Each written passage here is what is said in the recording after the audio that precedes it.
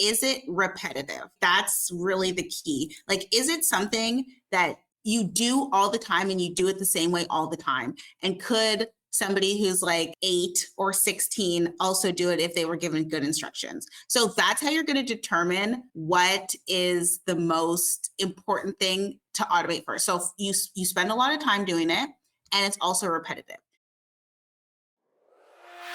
You're listening to the Keep Optimizing podcast to increase your traffic, improve your conversion rates, and grow your profits. Hello and welcome. I'm Chloe Thomas, the host of this e-commerce marketing focused podcast. If you're not familiar with our format, well, every 5 episodes, we switch our focus to a different marketing method. It could be email, it could be SEO, it could be Facebook ads, and we pick up the thread from the last time we covered it. And each episode, a new one released every Wednesday, I interview a different expert to explore the latest advice on making it work for you. At the moment, we're not diving into a marketing method, obviously. Instead, we are spending 5 episodes exploring a brand new topic, which is all about AI use cases that actually work in e-commerce. Get rid of the hype. What AI is actually delivering useful results for businesses like yours. For the first 2 episodes, we were very task and tech specific. We looked at AI chatbots and negotiation, and we looked at product descriptions and generative AI. But this time, we're going kind of more fundamental and a lot wider, and we are talking about productivity. How do you improve your productivity? How do you use AI and, let's face it, automation, because it's not important whether it's AI or not, to improve the efficiency of your team, to reduce overwhelm, to improve profits, to become more efficient, to free up time. How do you go about doing that? And we've got a brilliant expert who's going to be taking us through that. And towards the end of the episode, she will also be revealing a couple of the tools she uses to make herself more efficient. So tools towards the end, good practical advice towards the beginning. So make sure you listen right the way through the whole episode and stay tuned to the end. Have you yet downloaded the 500 Top Tips to Make Your E-commerce Business More Profitable ebook? Packed with 500 top tips about how to make your e-commerce store more profitable. I've organised the whole thing into sections so you can dip in and dip out and take inspiration as and when you need to. This ebook exists to be there on your desktop or even printed and sat on your desk. Download your free copy right now at keepopt.com/ebook. Get this epic e-commerce ebook now at keepopt.com/ebook. In this episode, I'm chatting with AI and automation expert Jameela Ghann. Jameela is a fount of knowledge when it comes to optimizing e-commerce and marketing workloads, a self-confessed productivity nerd. She's run her own e-commerce store, been the marketing and partnership manager at Fera, where she spent her time helping over 35,000 brands to manage their reviews across all their review platforms. And now she's building her own business and helping others to embrace AI marketing automation. Hello, Jameela. Hey, Chloe. Thanks so much for having me. I always love talking to you. I love talking to you too, especially when, to be fair, I'm kind of a lapsed productivity nerd. I would say at the moment. I'm not as good as I should be, but hopefully by the time we get partway into next year, I will be up to speed and be able to call myself that again. So to get to chat with you and geek out about productivity, what's not to love? Exactly. You know, I feel like the new year is going to be your year. 2025 is for you. Let's bring it on. I'm up for that. Okay. So how did you end up with this, not new specialism, but this frontline specialism of really focusing in on how we automate, how we use AI successfully in e-commerce stores? How did that pivot come to pass? How did you get into this? Yeah, so I've worked with a lot of e-commerce businesses and a lot of brick and mortar businesses, also in different industries. And what I found is that the biggest problem people have is that they know what to do and they're smart people, but they're just they just like don't know how to execute. They're very unproductive. And I'm in Canada and we've had a productivity problem for a very, very long time. Like ever since I was in school, they've been like, Canada's so unproductive. We're falling behind the OECD nations. And it's a AI and automation is a way to improve productivity without having to give people any additional work to do. It's just that they don't understand where to start. So that's why it kind of became something that I focused on, because I want people to be more productive. I want them to have more time for themselves. I want them to make more money. I want people to pay more taxes. So I'm like, let me see how I can help fix this problem. That's kind of how I got into it. It's a passion, I guess you could say. It's a lifestyle. Clearly a passion. And yet it's so easy to kind of fake productivity improvements. Go, yeah, look, I automated all of this. And it's like, it's something you do once a year. You know, why? Exactly. Why? Exactly. I think that's also the problem. It's like, so I do walk people through and I'm like, okay, well, what's taking up the most of your time, right? Like I usually tell people to do a time audit first, because you can't just automate something because you think it's cooler, because you saw an ad or somebody was like, oh, automate like your follow up with your customers. It's like, well, do you even spend a lot of time following up with your customers? Maybe there's a system that you don't even have in place that you don't need automation for. So a lot of times people need the strategy, or they need to have already been doing the thing before they automate it. So I mean, even something like, oh, automate all your product descriptions. It's like, well, you're a 5 product store. Like, do you need to download like that app? You know what I mean? So I usually tell people to do a time audit and see where they're spending the most of their time. And if it's a once a year thing, obviously it's not worth automating. Although it could be, if it's like, it takes you like 10 hours at the end of every year and it stresses you out, it could be worth automating. But again, these are case by case basis things.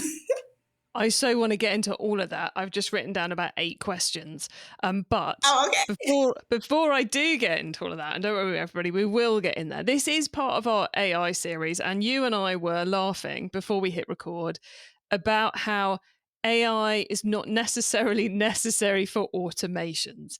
So how do we even need to differentiate between whether we're automating it or whether we're installing AI? How do you see those two things coming together? So I feel like as we go further into this like journey of AI and automation, we might not have to differentiate, but I do think that end users need to understand what the difference between AI and automation is, because I think especially in marketing, people will be like, oh, it's AI powered, or it's this or it's that. And it's like, well, it's not actually making any decisions. It's not using any data to create like a path or to decide what to do next. You're literally just saying if then statements, right? So like, an if then statement is more of an automation. You say, when this happens, then this happens, and you kind of have to manually get into it. Whereas AI, you can think of AI like the generative AI. It will take a question that you have and it'll gather data, or it will learn from data to create or to do a prediction, right? So I think as we progress, and it might not make a difference, but now I think people need to know like, oh, this actually isn't AI. Like AI can't solve your problem here. It's not intelligent enough to solve your problem, or it hasn't been trained on enough data to solve your problem. So I think that that's something that we do need to continue to talk about the difference, because even in some things, it's like you can say, when an order goes out, send this email. That's an automation. But you can say, when this order goes out, send an email and create a unique text around the person and their past orders. That's where AI would kind of come into play. So yes, I would say that's the difference, and people do need to know it. Hope that answered the question. No, I like the answer. I like the example as well. I'm sure there's at least one person listening who's going, I'm going to have to play this to the boss, because if he tells me we need more AI once more, when what he really means is an automated email, I'm going to kill him. Yes. It's like, it doesn't have to be that deep. You don't need to have AI for everything, although it is very useful, but you don't need it for everything. So yeah, just knowing the difference is important. But it is kind of cool how it's opened people's eyes to, can I automate that? Yeah. You know, that I think is very cool, as we're now actually starting to think about our own productivity, and whether that involves us using an AI tool or not using an AI tool. It's all good things to be thinking about, isn't it? I agree. I think so. I think that the other reason that I've been able to help people like automate and use AI is because people understand it a little bit more. They are open to it. They are open to like, oh yeah, I did hear that I can save 5 hours a week doing this, or I can do this. Even like I'm part of this business club, and it's a lot of like middle-aged like energy people, like oil and gas people, and even they're like open to these conversations now. Like they're open to having these conversations, and they're like, "Oh yeah, I do know that that's useful. Oh yeah, I have heard about that." So I think people are willing to automate. They're open to automation, and it's nice. And you've already said that where we should start is with a time audit. Yeah. Any tools you'd recommend for doing that? Is it, a piece of paper and a pen? Are there particular apps you like for time auditing?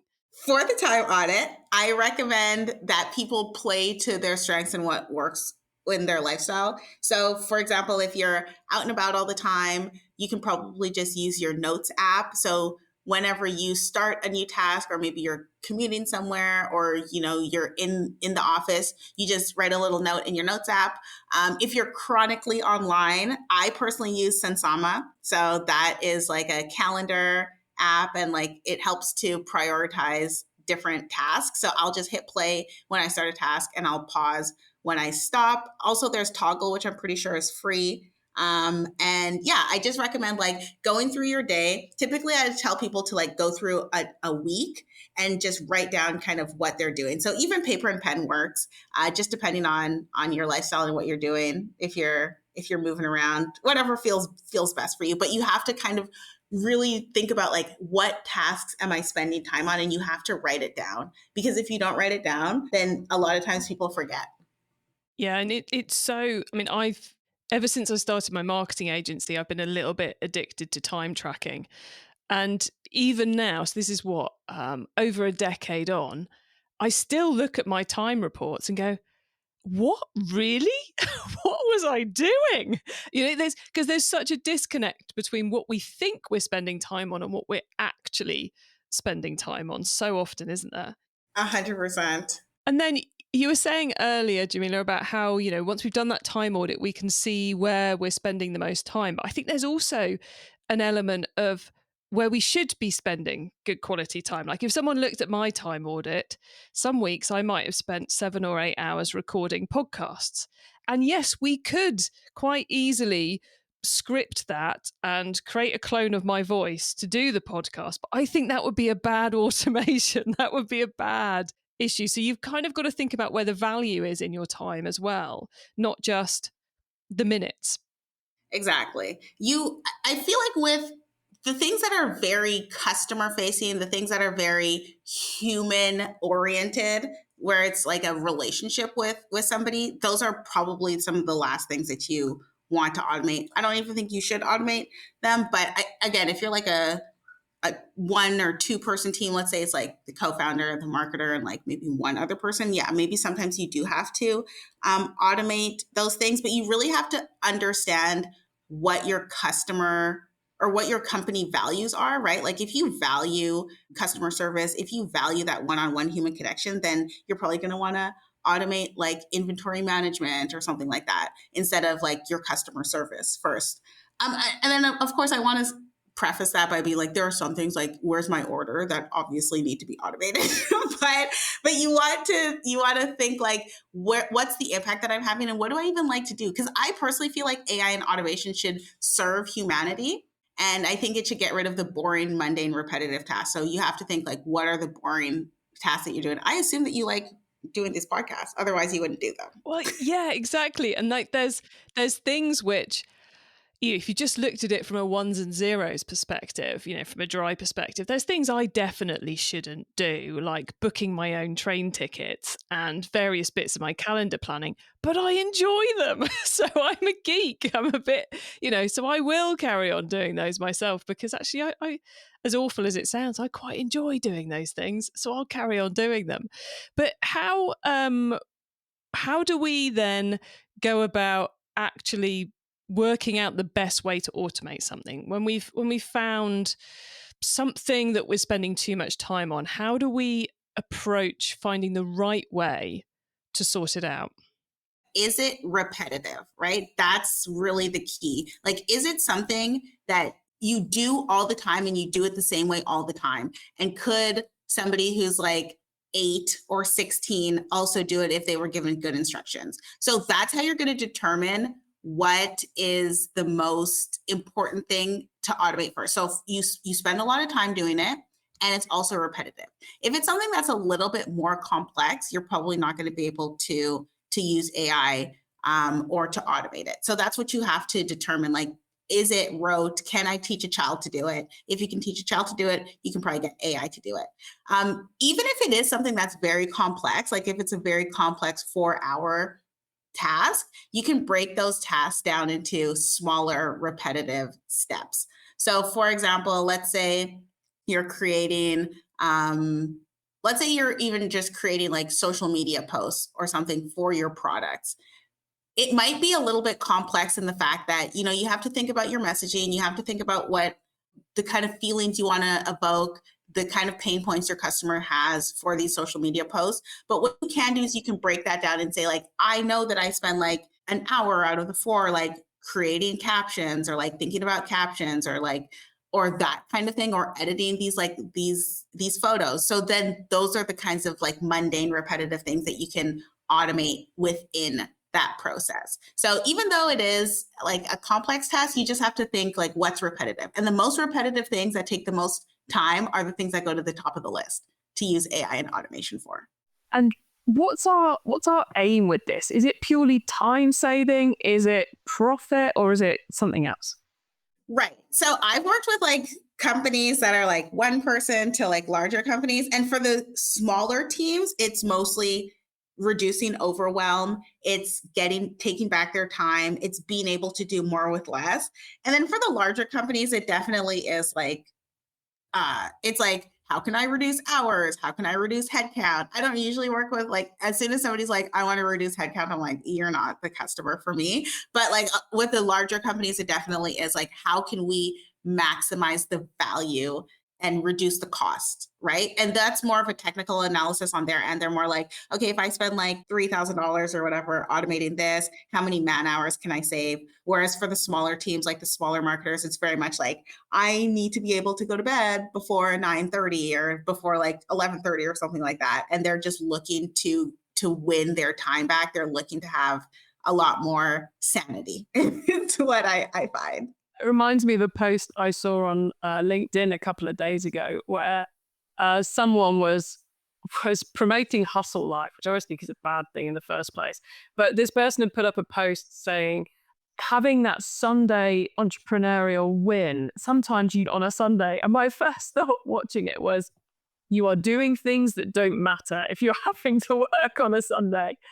Because if you've reached if you reach that point of overwhelm, it's like, well, either there's not the P&L in the business for you to be able to outsource this task to somebody else, so you're not making enough money, or you're doing busy work and things that don't need doing in order to feel like you're important or productive or something else. So I was like, I think there's a bigger issue at play here. So you find that whole kind of overwhelm thing is the one which you find businesses are most looking to solve?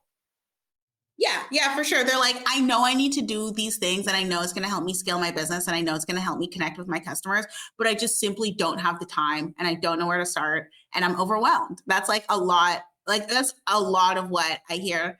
A customer that I'm working with right now, she's got a Shopify store and also a brick and mortar store. And she is busy. Like she has staff, right? But like there's so many things that need to get done. And at a certain point, it's like it becomes paralyzing, all the things that you need to do. And things get left behind. And sometimes customer contact online gets left behind. So yeah, it's very much so the overwhelm part.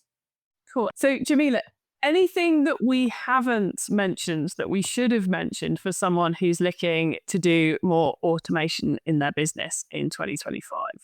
No, I think identifying, like really doing that time audit, identifying your problem, understanding what your priorities are when it comes to your customers, especially in e-commerce, like you really have to be customer and community centric.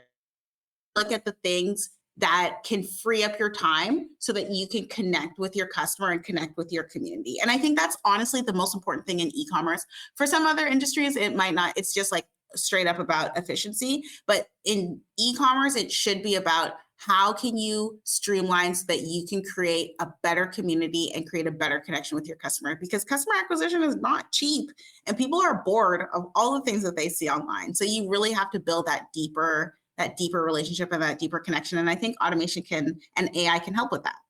I love that. Thank you, Jameela. It's been great picking your brains about all of this automation and productivity. Listeners, remember to stay tuned right to the end so you don't miss out on Jameela's insider tips and my suggestions for more free resources to help you improve things even further in your businesses. Have you yet downloaded the 500 Top Tips to Make Your E-commerce Business More Profitable ebook? Packed with 500 top tips about how to make your e-commerce store more profitable. I've organised the whole thing into sections so you can dip in and dip out and take inspiration as and when you need to. This ebook exists to be there on your desktop or even printed and sat on your desk. Download your free copy right now at keepopt.com/ebook. Get this epic e-commerce ebook now at keepopt.com/ebook. Okay, Jameela, so far we've gone deep into how to use AI and automation to become more efficient. Now you get to wow us with your insider knowledge about the whole of AI use cases that actually work in e-commerce or even beyond that. So for the following questions, your answer can be to do with anything in the world of AI and e-commerce, which of course includes everything we've already been talking about. Jameela, are you ready? I am ready. Excellent. Let's start with the newbie advice. If we've inspired someone to take their first step, what do they need to know to give themselves the best chance of success? What they need to know to give themselves the best chance of success is to start small and to be very focused.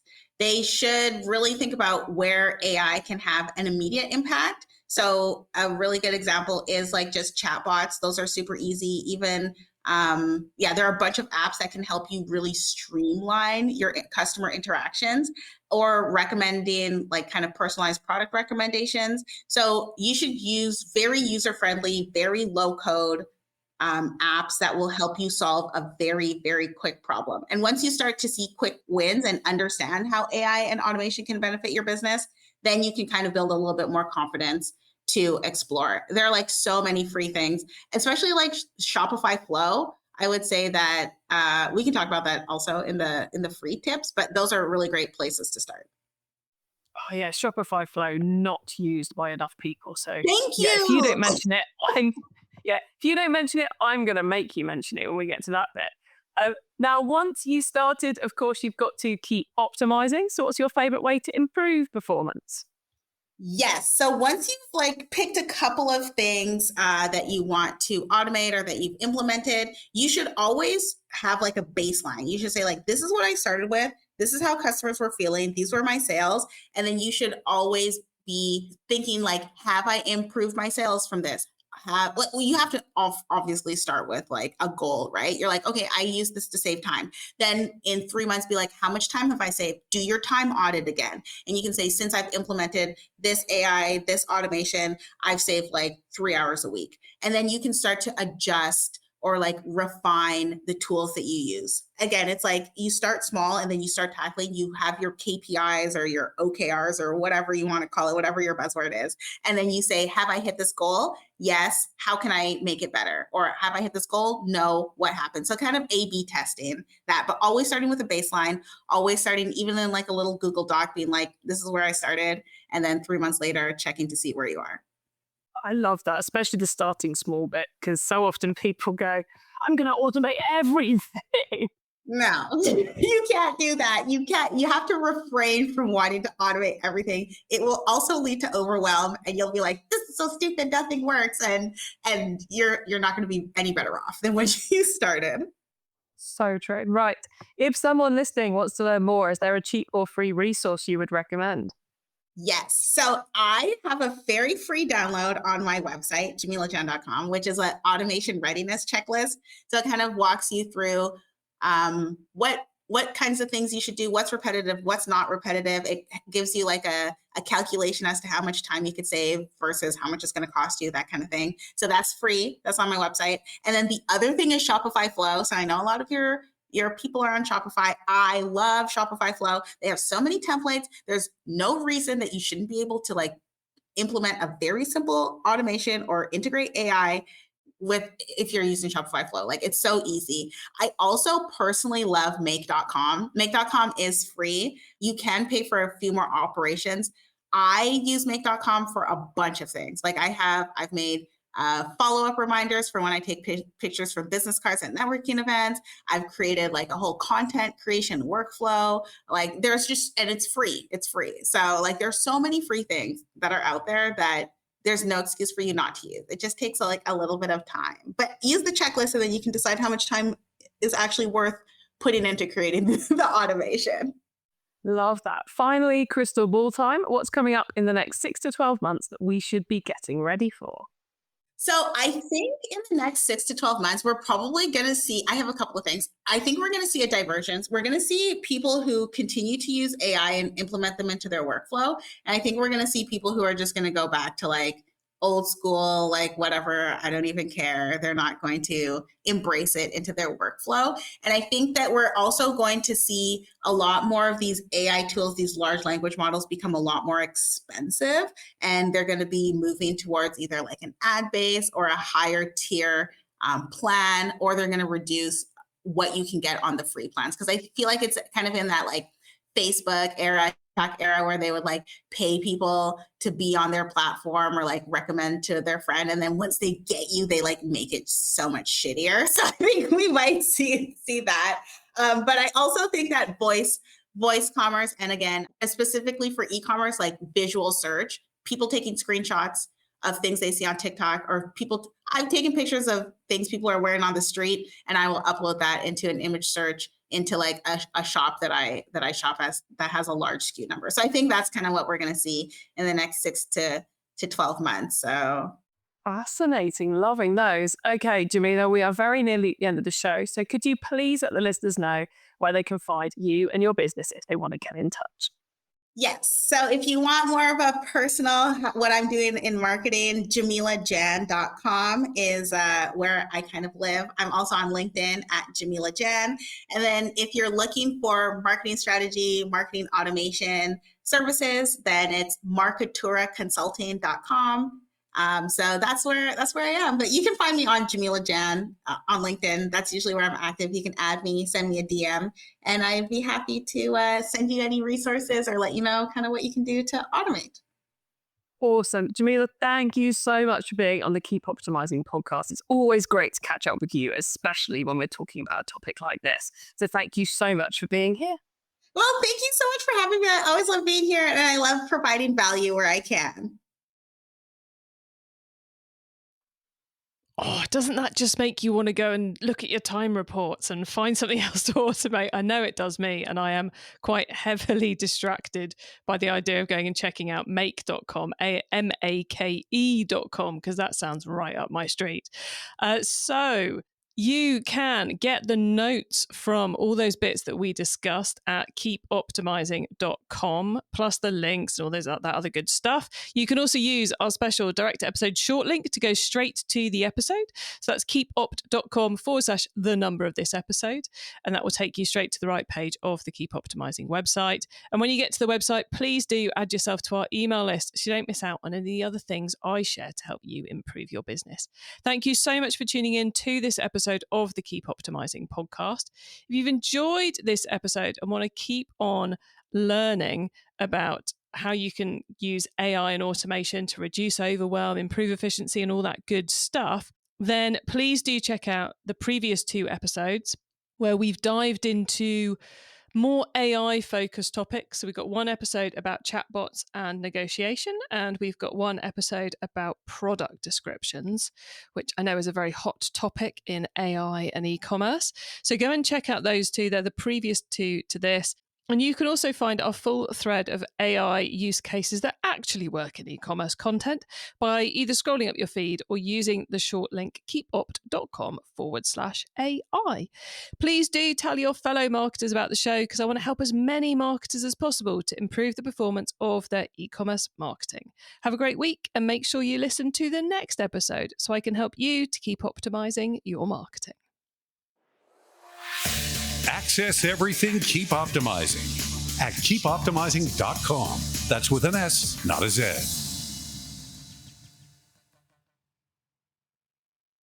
It's time to download the 500 top tips to make your e-commerce business more profitable ebook. Go to keepopt.com/ebook now.